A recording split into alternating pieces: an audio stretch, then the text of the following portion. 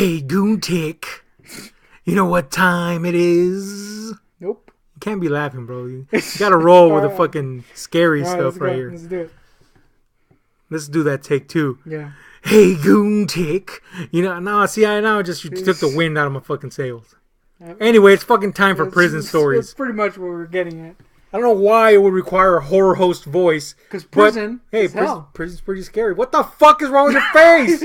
Oh, shit. Fix it. Anyway, speaking of ugly faces, there's a lot of weird characters that I met in prison. Now, we've talked about Mr. Gluttony, the undulous mass of stank that I came across. But he wasn't the only undulous mass of stank. Yeah, I know about me. Kind of ruined that one, but just gonna agree with that because it's fucking true. Yep. But anyway, you are not Mr. Gluttony, thankfully, because somehow stinks worse. But anyway, there were other people in prison that I met that were as interesting to be around as Mr. Gluttony, if not more interesting. Doesn't mean they were cool, because Mr. Gluttony certainly wasn't. It just means you could sit down and watch them like you could a good show or a good movie. You'd be entertained. If I had a little popcorn, be popping that some bitch to my mouth and be going like... That was me chewing. All right. Sounded like a fucking cow with some cud. Yep. Appropriate enough. Weigh about as much as a cow. Anyway, I'm gonna talk to you about two different folk that I met in my time in prison. Now again, there's many more, and we'll talk about them later. But today I'm talking about an eagle and a fucking mummy. All right. Like that? Nope. Well, you're gonna get the story anyway. All right. See, this one time I met an eagle. No.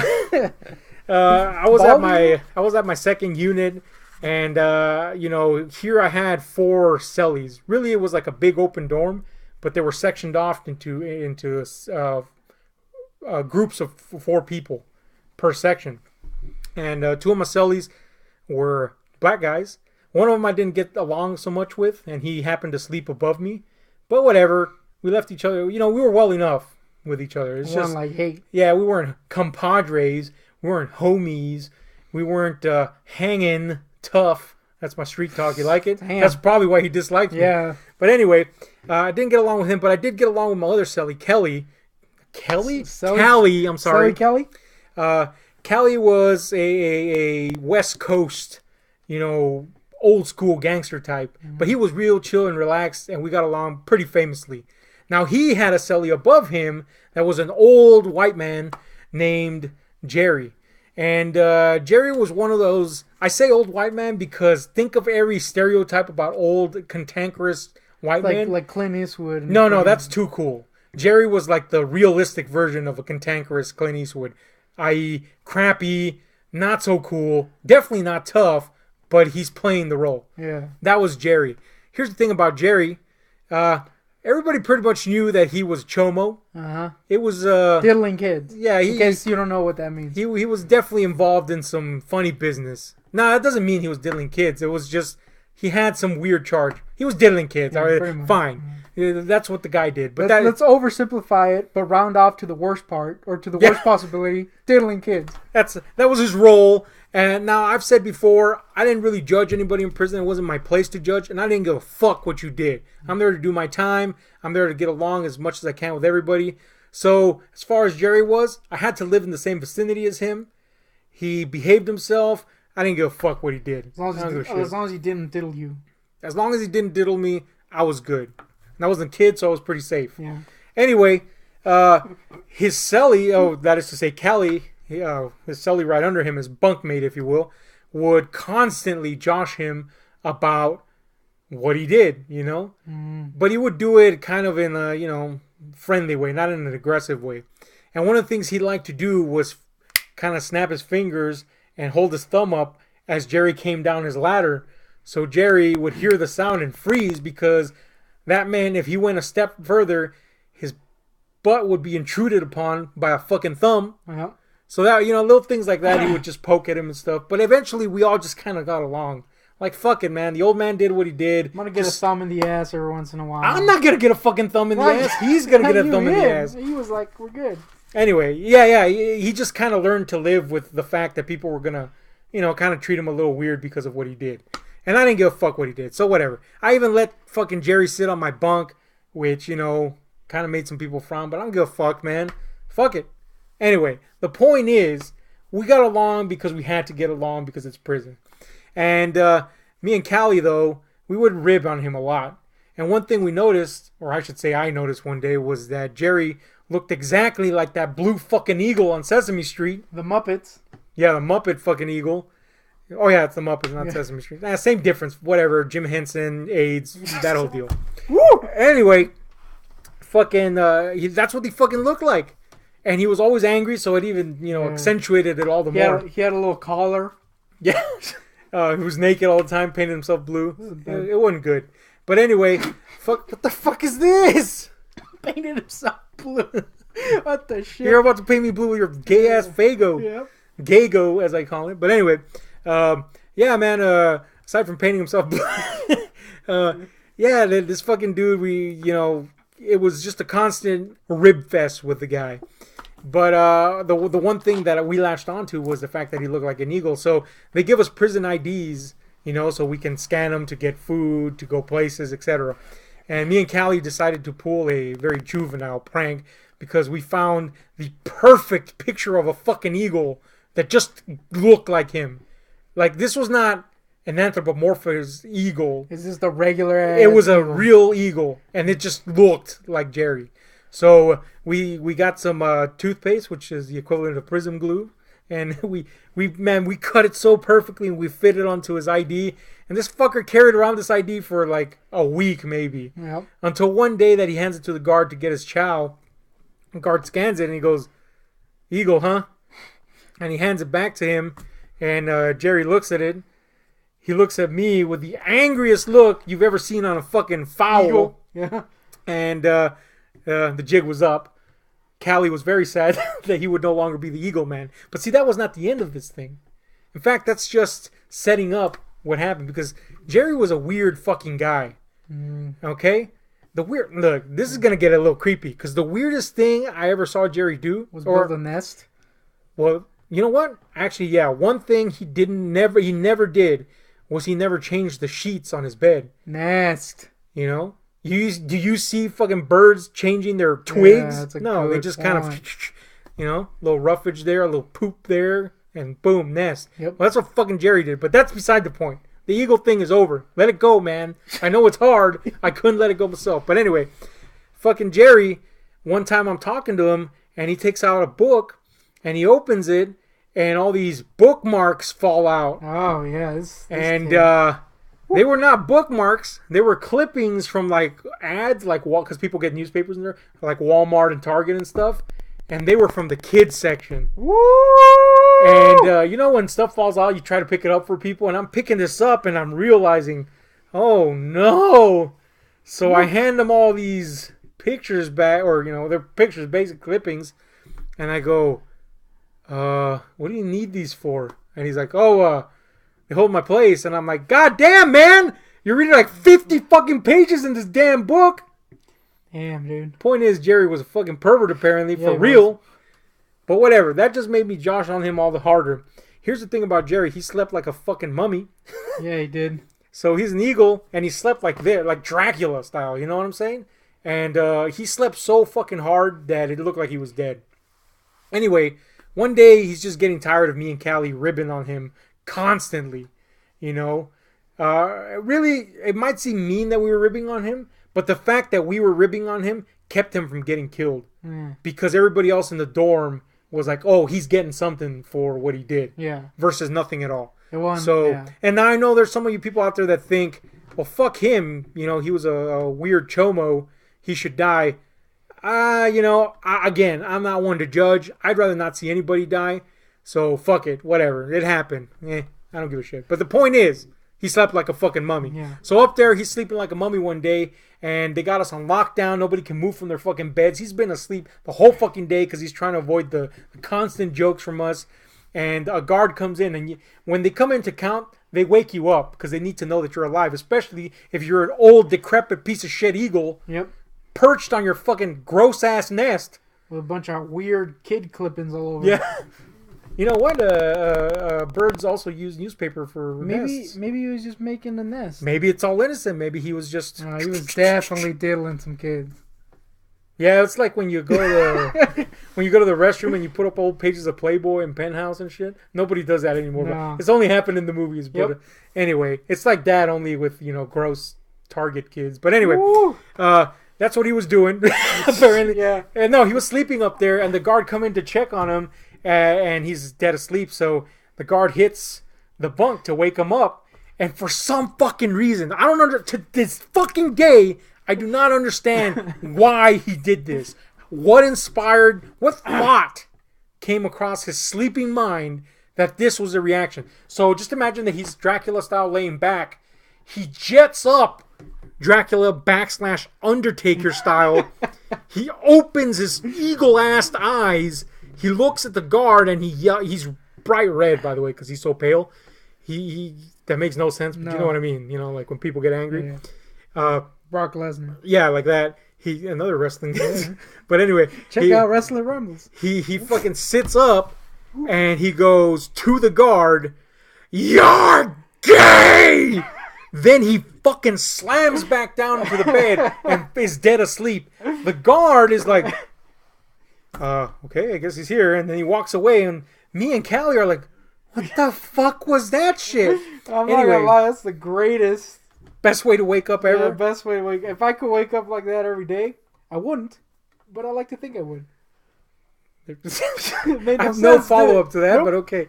But a few hours later... he wakes up naturally, and he climbs down from his bunk, and old Callie gives him the thumbs up, and he actually slips on it, and then Callie's like, "Man, you really want to fucking actually sit on this thumb?" Yeah, he does. Anyway, he laughs it off. Whatever, gets down, starts to prepare his coffee. Starts to prepare his coffee, which is like the standard for old men in prison, and that's when me and Callie go, "Hey, man." What up with that? Yeah, well, what do you hate this guard or what? And he's like, what guard? The guy that came in and counted. And he's like, why? We're like, what do you mean why? You literally fucking jetted up like Imhotep himself. Yeah, he did. Accused him of being gay angrily, and then went back to sleep. And he's like, back to your crypt. Yeah, he goes, I didn't do that. And we're like, wow. So he was legit asleep when he did that. He was legit. I still to this day cannot explain what the fuck. But speaking of Imhotep, guess what? Remember I said this was about an eagle and a mummy? Yeah. In my third unit, I met a mummy. Yep. And his name, I don't know it. But he was this ex-Vietnam vet, old black man, kept very much to himself. Now, if you know anything about prison, it's divided by race and gangs and all that stuff, right? So let's say a Latino comes into the dorm. The Latinos hit him up and find out where he's at, and you kind of get a feel for him. Same with the white guys. Same with the African American guys. There's no Asians. Where I was at, there wasn't any. And if there was, it was actually a Mexican guy that looked like an Asian. They called him Chino. Yeah, they just called him Chino. Yeah, that's just how it rolls. But anyway, Chino once. Small dick, actually. We all knew a Chino, and it was us. But anyway, because of the small dicks. Yeah. Sad but true. But anyway, good. Man. Everybody goes to their respective people, I guess, and then they kind of get the lowdown. Well, this older black man comes in, and he's looking like straight from the grave. You know what I'm saying? First of all, if you've seen The Mummy with Brendan Fraser, before he gets reconstituted into... When he comes out and he's gummy. Yeah, the gummy mummy version. Imagine that mummy only with skin over it. That thin, gaunt, just put skin on that. And that's what he fucking looked like. No fucking teeth except for the occasional jagged one. Shit. Bald as shit except for like a few scraggly hairs. He shuffled around. Why would he fucking shuffle? Like bony ass chest, and he had big ass feet, and he did this shit a lot. Did locusts and freaking scarabs follow him around? Might as well have. The point is, this fucking guy was a mummy-looking fuck. Yeah. And he's a black guy, so when he comes in, all the black guys hit him up. Hey, old school, what's up? Where you from? Blah, blah, blah, blah, blah. And he's like, or as they say in prison, woo, woo, woo, woo, woo. And he's like, I don't want to talk. And I'm like, the fuck? Now, this guy, there's a whole bunch of bunks and shit. And my bunk's here, his bunk's up here, you know, back to back with mine, but on top. And that's where he comes in. And he sets his stuff up there, gets on top, goes to sleep, and he pretty much keeps to himself. Doesn't talk to anyone, makes commissary like a motherfucker, so somebody's providing for him. Just never talks to anyone. If he does, it'll be grunts or, you know, the occasional mummy rumble. Freaking on Nox and the Moon be providing for his ass. Somebody's providing that Egyptian gold for real. Yeah. So anyway, I'm kind of fascinated by this guy, much like I was fascinated with a lot of the characters that I've mentioned before. And I kept an eye on him like this, and I noticed a few quirks. One, like I said, he didn't really like to, you know, jumble himself up with people. Two, when he showered, he didn't dry himself in the shower drying area. He bandaged himself up. No, he came out. That would have been great if he did that. He came out into the living area, butt-ass naked, with his fucking python of a cock. Oh, really? Oh, it was... What the fuck was that? Oh, really? It's a curiosity. He was hung. Freaking Emotep was hung. He was hung like a motherfucker. Let's just say I envied the man in that respect. Yeah. But he come out into the living area and just stand there like air drying, I guess. Yeah. And then eventually puts on his boxers and then gets on his bunk. And I'm like, the fuck is that? Another thing that fascinated me was that he was longer than his bunk. So his feet, because there's, you know, the bunks are lined up in aisles, so you can walk between them in an aisle. And since I cleaned at night, I would be walking by his fucking grody ass feet. And let me tell you about his feet. You know, corn chips? Yeah. Those were his fucking toenails. Oh, man. And they were big, man. Those motherfuckers were claws and shit. Make some Frito pie out of them shits. The worst kind. If he wanted to perch, courtesy of those toenails, it could be done. Look, anyway. These feet should have been with the eagle, is what you're saying. Yes. They belonged on the eagle, man. Why? Talons. That's why. Anyway, we were required to go to classes. And he would very reluctantly go. On occasion, wouldn't even go at all, and somehow wouldn't get in trouble because you would if you didn't go. And when like teachers would call upon him to answer questions, he would literally either one, not talk, or two, grumble and mumble, and that's it. All right. Like, and as mummies do. And they'd be like, okay, good. Why are you being patronizing to a fucking Egyptian demigod? Anyway, whatever. The guy was weird is what I'm saying, right? Well, anyway, I kind of was a little fascinated by him. His bunkmate didn't like him because he was always up there on his bunk. But he was a pretty peaceful guy, I guess. Well, one day, man, this fucking guy goes off the rocker crazy. I was dead asleep, and he woke me up. And when I woke up, I turned and see him in the middle of the living area, just in his boxers. And he goes, he's actually intelligible this time. Mind you, still kind of with a mummy grumble. And he's like, kind of like, sort of like with bent knees. And he's holding a fake gun. And he's going, come here, you want to get me? I'll get you first. And he's going around the room doing that. And I'm like, what the fuck? And he does this for a good, like, 30 minutes until somebody finally interjects and actually manages to calm him down, and he gets on his fucking bunk and goes to sleep. And everybody pretty much left him alone after that, with the exception of people trying to reach out in kindness to him.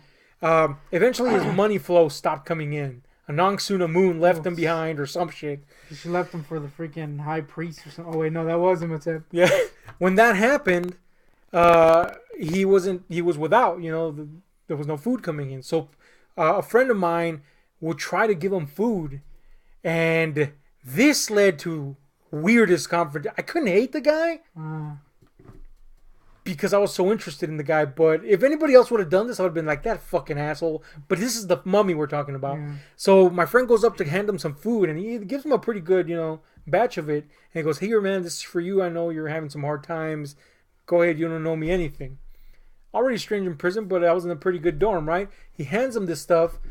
The fucking mummy, Imhotep himself, goes, I don't want your shit! And he grabs and he literally launches everything at the guy's face. And the guy's there like, what the fuck? Heartbroken almost. Yeah. And I'm like, wow. What the fuck is up with Imhotep? Maybe there was like some catnip or some sort of cat-based As we all know, mummies do not like cats. There was cats all over the prison. The last problem for him is cats. Maybe that's why we saw it raid all the time. Maybe, but there was no cats in the dorm, so I don't know what the fuck was his problem. Either way, he threw the food. Yeah, he threw the food, and nobody really fucked with him. Mm-hmm. And I had no reason to fuck with him, so whatever. Anyway, one day, this was my last encounter with Imhotep before eventually he got moved out because weirdness. I'm cleaning the dorm, right? It's the middle of the fucking night. Everybody's dead asleep except for like one guy over there in the corner and me cleaning, right? And I took my time because one, you know, I want to clean right. And two, it's my time to fucking chill. No, I don't snoop. But it's my time to chill. You're keeping an eye out, though. Well, I'm keeping an eye out for not getting stabbed. I'm not keeping an eye out for seeing anything. But anyway, it's all the. The only thing I ever saw was fucking Gluttony jacking his beast. Damn, dude. But anyway, I'm fucking